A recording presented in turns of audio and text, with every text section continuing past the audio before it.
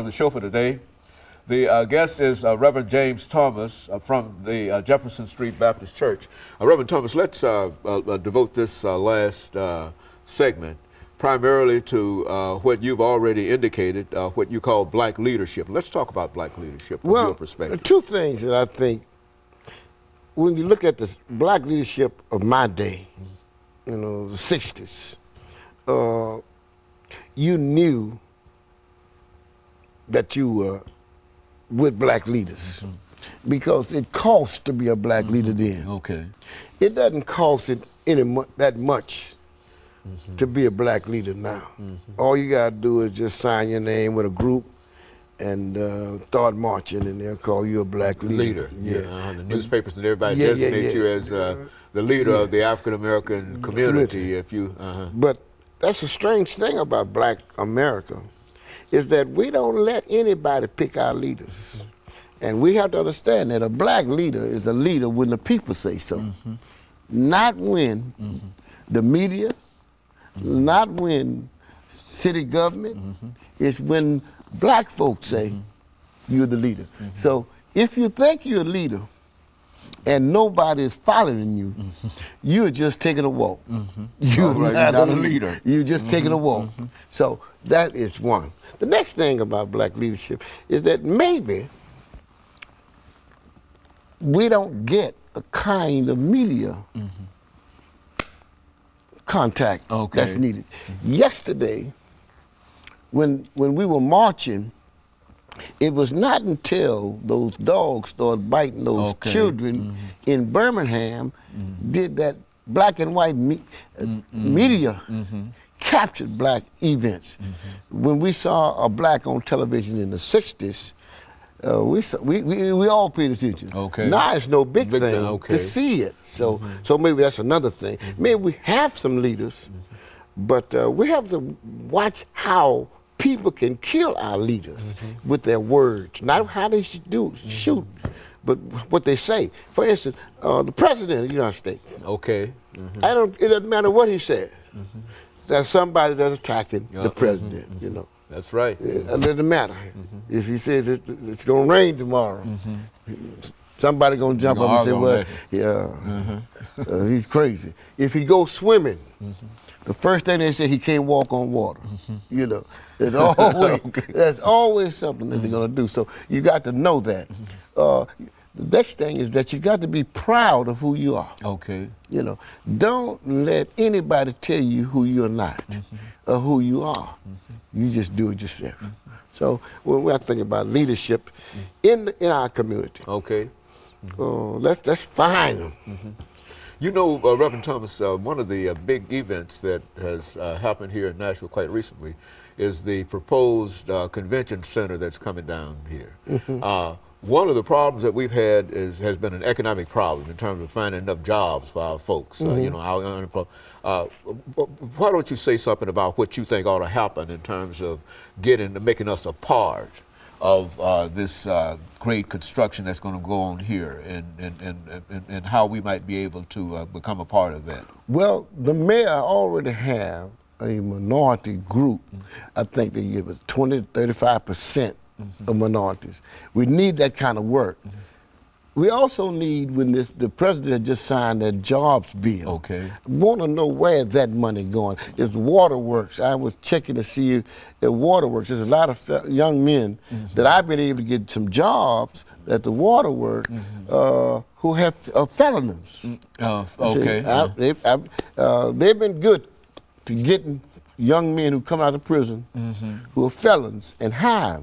So those kind of jobs we're looking for. And we got to continue to fight for the felons to get work. You know, why send me to the pen, then get me out, and then I ain't got nowhere to work?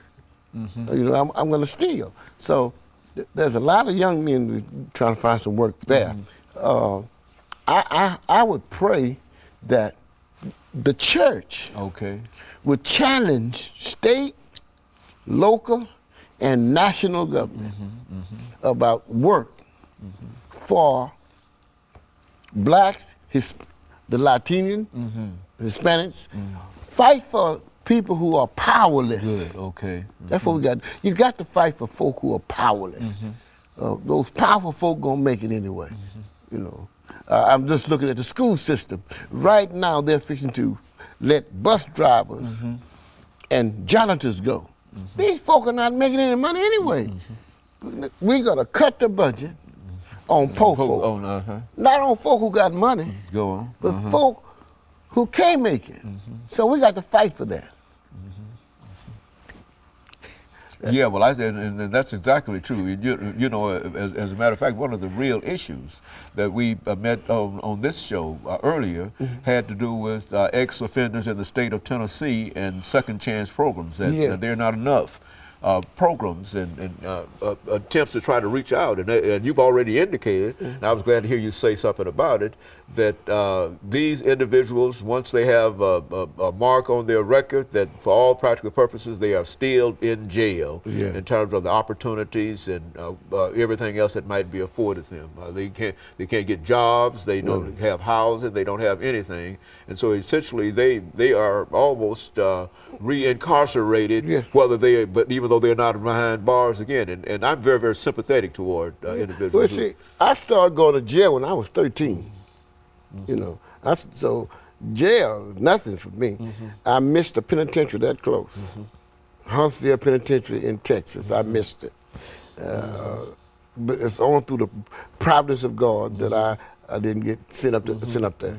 So when you see me fighting issues for guys in prison, just because folk go to jail doesn't mean they're not good. They're good folk. Yeah, that's and I think, as a matter of fact, one of the issues here, I think, in Nashville has been an issue dealing with Bill Allen. I think you've been involved in that issue. Working with Bill Allen. What's over the last couple of minutes? Talk about that. What's that situation? Well, we've been trying to get Bill Allen. Bill Allen has a marvelous record in prison. He makes furniture. He's encouraging folk in prison. Guys who are locked up, Bill had given them grounds to hold their head up, get the GED. He got one of the best records. And so we've been trying to get somebody to listen to Bill and hoping that the governor would let him serve his time, just write it off. Because Bill is no danger. When he broke out of prison, went to Houston, was in Houston for 10 years, never committed a crime, law-abiding citizen. And he went back to prison, did his time. Bill is a good moral leader in prison, and he would be a great worker outside. You know, I've heard a large number of folks testify in terms of what Bill Allen has been able to do. The warden everywhere. We were in the prison a year ago.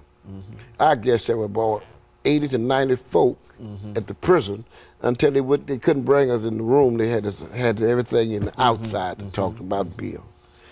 Bill Allen is a prince of a man. And I certainly wished we could do something. And maybe if the community get behind it, that's what needs to happen. And this was something that happened over back in the 1960s. That's when it cost to be black. I mean, I was here, and I know what it meant when a black man got in trouble in Nashville or in the South. It was hard to walk these streets. And I was on White Creek Pike hiding. I was on Jefferson Street hiding because it was rough. It was just it cost to be black. Okay, it was a terrible time for everybody during that time. For black. And especially for black folks during that time. And so policeman see you, Doc, he will just go whoop you for nothing. Well, I reminded you, Reverend Thomas, over the last 40 seconds that we have here, that I got the same gray hair that you have. Yeah, so and I was out there, I remember that too. And those were some terrible days. And Bill, I know, was caught up in all of that. And he's still serving as a result of that. And justice would demand. And I've always said that if they were to let him go, they would free a lot of us. They would free me, because Yes, I've sir. been involved, as you, for the last 35, 40 years, trying to get him out over the last few years. Yes. That any of us have, and certainly it would be a great compliment in terms of the things that he's done. If somehow he was able to be able to get back to his family. And of course, we'll be back with our audience next week for another informative edition of Comics. Thank you and good morning.